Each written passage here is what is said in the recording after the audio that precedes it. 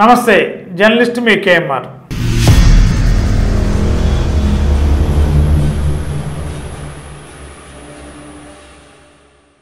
ప్రస్తుతం సమాజంలో అనేక రకాల రుగ్మతలు ఈ సమాజాన్ని వెంటాడుతున్నాయి. అనేక ప్రభుత్వ సంస్థలు ఉన్నాయి, అనేక సమాజాభివృద్ధికి పాల్పడే సంస్థలు ఉన్నాయి.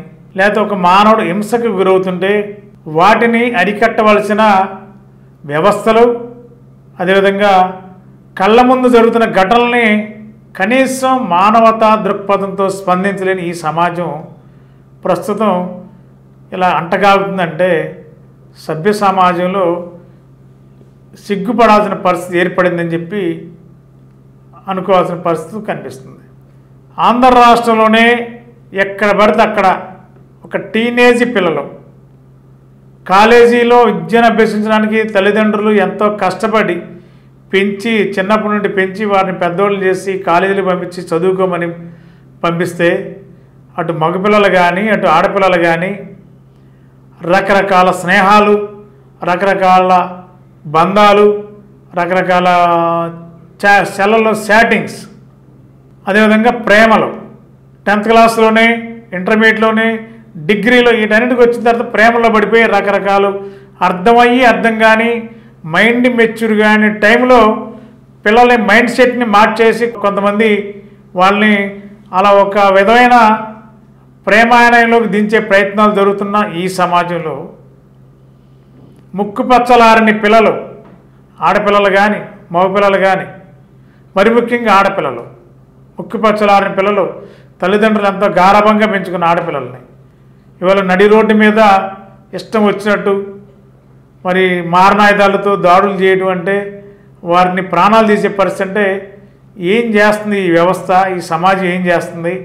పట్టపగలు ఏలూరులో ఒక ప్రధానమైన సెంటర్లో ఒక మహిళని విచ్చలవిడిగా కిరాతకంగా దాడి చేస్తుంటే అదే రోడ్డుని వెళ్తున్న మనుషులు అనేవాళ్ళు మానవత్వం ఉంది అని అనుకుంటే మరి అలాంటి ఘటనలో వెంటనే జోక్యం చేసుకుని కాపాడగలిగితే ఒక నిండు మహిళ ప్రాణం కాపాడడానికి అవకాశం ఉండేది.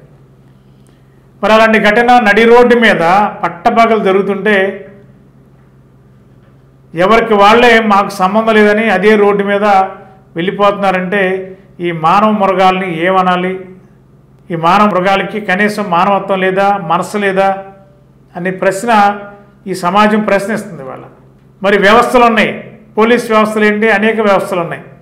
ఈ వ్యవస్థలు సహజంగా అన్నీ అయిపోయిన తర్వాత రంగంలో దిగుతుంది. సహజంగా తెలిసింది ఒక నిండు మహిళ, చదువుకున్న అమ్మాయి, ఇలాంటి కొన్ని కోకలాలు జరుగుతున్నాయి ఈ సమాజంలో. ప్రభుత్వాలు, రాజకీయాలు పక్కన పెట్టి ఇలాంటి వ్యవస్థల్ని, ఇలాంటి ఘటనల్ని నివారించే విషయంలో ప్రభుత్వాలు కఠినంగా వ్యవహరించాలి, అధికార యంత్రాంగాలు కఠినంగా వ్యవహరించాలి. కాలేజీల్లో కౌన్సిలింగ్లు పెట్టాలి. ఏదో మొక్కుబడిగా కౌన్సిలింగ్లు పెట్టి ఏదో అవేర్నెస్ పెట్టామని చెప్పి మీడియాలో ఫోటోలు, వీడియోలో, సోషల్ మీడియాలో లేకపోతే టీవీలో ప్రచారం చేసుకుని పబ్బం గడుపుకునే సిస్టానికి ఫుల్ స్టాప్ పెడితేనే ఈ సమాజంలో మిగిలిన మహిళలు కూడా ప్రాణరక్షణ ఉంటుంది. మరి మగపిల్లలు కూడా చాలా కిరాతకమైన పనులు చేసే పరిస్థితి ఏర్పడింది. ఇలాంటి వాళ్ళందరికీ మైండ్ మెచ్యూర్ కాపాడటం, ఈ సమాజంలో పౌరుడి యొక్క బాధ్యత ఏంటి, ఒక ప్రాణం, నిండు ప్రాణం పోతే మరి దాని విలువ ఎంత అనేది గుర్తించగలిగిన నాడే ఇలాంటి ఘటనలకు స్వచ్ఛ చెప్పడానికి అవకాశం ఉంటుంది. మరి పోలీస్ అధికారులు కానీ, ప్రభుత్వంలో ఉన్న యంత్రాంగం కానీ ఇలాంటి విషయాల్లో కఠోరంగా వ్యవహరించాలి. ఏదో రాష్ట్రం ఈ జిల్లాల్లో పనిచేసాము, ఆ పని చేసి ఈ పని చేసాము చెప్పేదానికంటే ఇలాంటి ఘటనలు నివారించే విషయంలో యంత్రాంగాలు స్పందించాలి. ముఖ్యంగా పోలీస్ ఇమీడియట్లీగా విద్యా సంస్థల్లో అవేర్నెస్ మీటింగ్లు, పేరెంట్స్తో, స్టూడెంట్స్తో,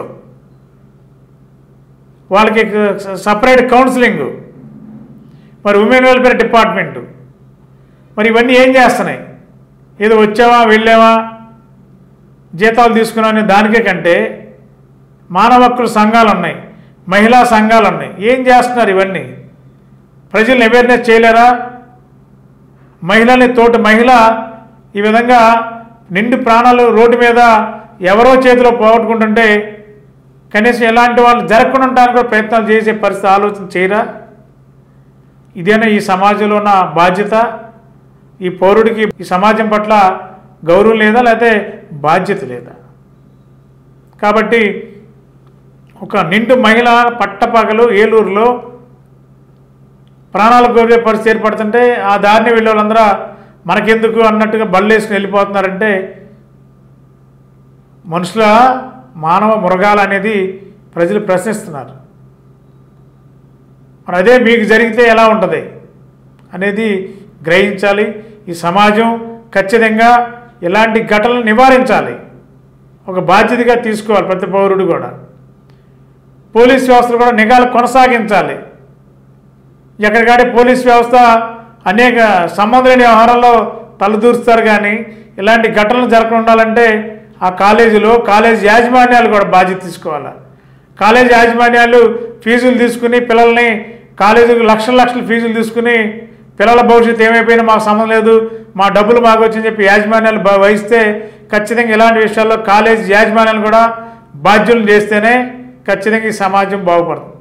మరి కాలేజీకి వచ్చిన పిల్లలు క్షేమంగా వెళ్తున్నా లేదా, పిల్లలు ఎలా ఉన్నారు, వాళ్ళకి ఇళ్ళకి ఇంటి దాకా వెళ్ళిన అవసరంలా కాలేజీ నుంచి బయటకు వచ్చిన తర్వాత పిల్లలు క్షేమంగా ఇళ్ళకి వెళ్తున్నా లేదా మానిటరింగ్ చేయాల్సిన అవసరం విద్యాసంస్థలకు లేదా? విద్యాసంస్థలు ఎందుకని ఇలా మౌనంగా ఉన్నారు? ఇది కరెక్టా? కాబట్టి సమాజంలో ప్రతి వ్యవస్థ ఇలాంటి ఘటనలు నివారించాలి. కాబట్టి ఇలాంటి ఘటనలు నివారించే విషయంలో అన్ని వ్యవస్థలు పనిచేయాలి, ప్రతి పౌరుడు స్పందించాలి. ముఖ్యంగా పోలీస్, విద్యా సంస్థలు, మహిళా సంఘాలు, ఉమెన్ వెల్ఫేర్ డిపార్ట్మెంట్, అనేక సంస్థలు ఉన్నాయి, సేవా సంస్థలు ఉన్నాయి.